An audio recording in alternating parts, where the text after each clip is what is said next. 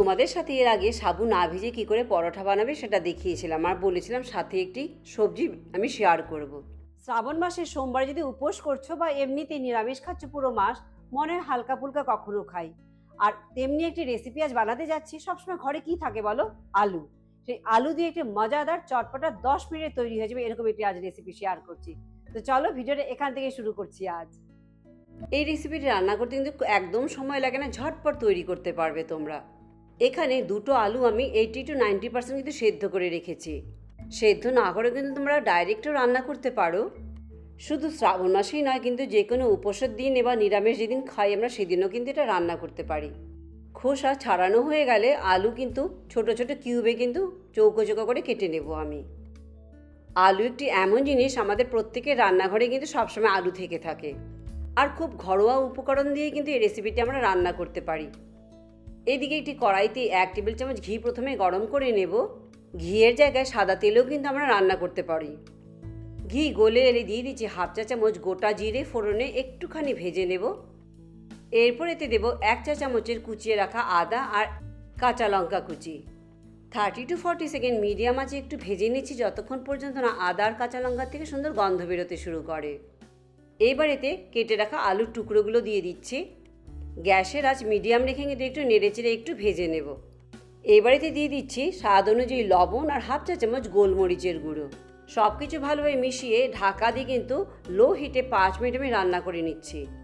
এতে আলু কিন্তু পুরোপুরি সেদ্ধ হয়ে যাবে।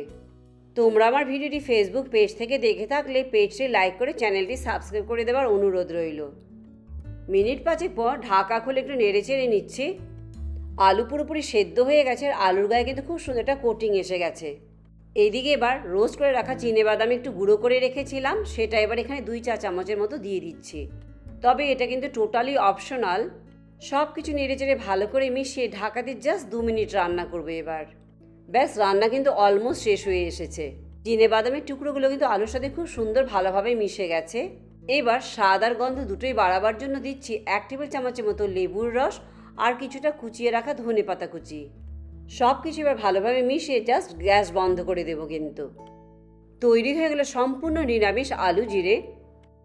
খুবই সহজ একটি 10 মিনিটের মধ্যে বানানো যায় এমন একটি রেসিপি। তাই এই আলু জিরা কী দিয়ে খাবে? খিদে পেলে এমনিও কিন্তু বানিয়ে খেতে পারো। আর আমি যে সাবুর পরোটা বানিয়ে তোমাদের সাথে শেয়ার করেছি, সেই সাবুর পরোটার সাথেও কিন্তু এই আলু জিরা তোমরা খেতে পারো। এবার পরিবেশন করবার পালা। আর তোমাদের দেখিয়ে দিচ্ছি আলু কি সুন্দর কতটা কিন্তু সেদ্ধ হয়ে গেছে একদম। এর মধ্যে কোনো কিছু যদি তোমরা উপোসের দিন না খেয়ে থাকো সেটা কিন্তু ইজিলি স্কিপ করতে পারো। গরম গরম সাবুর পরোটা আর এই আলু জিরে বানিয়ে জাস্ট খেয়ে দেখো, খেতে কিন্তু দুর্দান্ত। আর বানানো ততটাই কিন্তু সহজ। তাই এই আলু জিরের ভিডিওটি আজ এখানেই শেষ করছি আমি। ভালো লাগলে লাইক শেয়ার কমেন্ট করতে একদম ভুলো না কিন্তু।